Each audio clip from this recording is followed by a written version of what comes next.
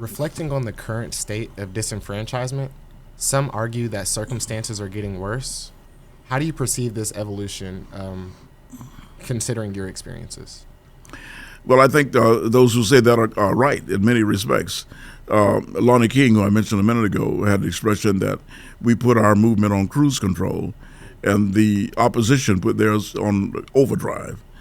And to many, to a great extent, that is exactly what happened.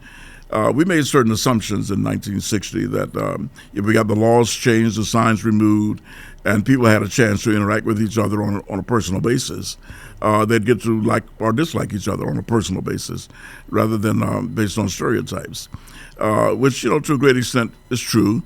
But we neglected the fact that bigots have babies, and they teach their kids to be bigots like themselves. So we're in a fourth or fifth generation of that development. So these people are still there. They've had somebody in the White House who gave them permission to come out from under the rocks and show their racism and bigotry with plain colors. So we have lost a lot of ground, without a doubt. Some laws are still there. The opposition has gotten some of them muted. They're trying to change others. So the battle does continue to go on. The worst part of it is that too many of us think that we were free.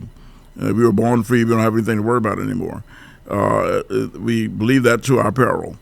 Frederick Douglass said that the price of freedom is eternal vigilance, and also that power never gave up anything without a struggle. It never did. It never will.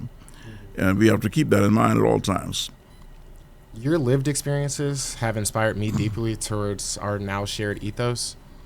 In light of this, I've created a successor group, nonviolent direct action student group called Amplify Black Voices. And through this initiative, we made great headway in aligning ourselves with the Charette Project this semester.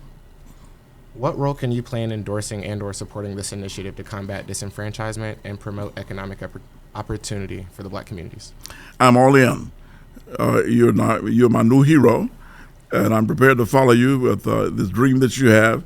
I was greatly inspired by the vision that you have for this economic development, the eco-friendly aspects of it, and the empowering of people who have less power than they should. And the Charette process gives us an opportunity to bring stakeholders to the table. And people need to understand who those stakeholders are. Those are the people who can design, who can plan, who can make laws or regulations, and also those who are impacted by whatever is going to happen. So essentially anybody around is a potential stakeholder. And it's important that these voices are heard in the planning process of anything. The charrette is a process that used by city planners and engineers and all developments of buildings or parks or school projects or whatever. And this is an opportunity to use them in the development of what you have dreamed up, your eco museum. Am I pronouncing that the way you would? Yes, or eco museum, which is a beautiful, beautiful concept where people will live and work and play and in a way that preserves the systems of the environment, as well as increasing their own economic viability.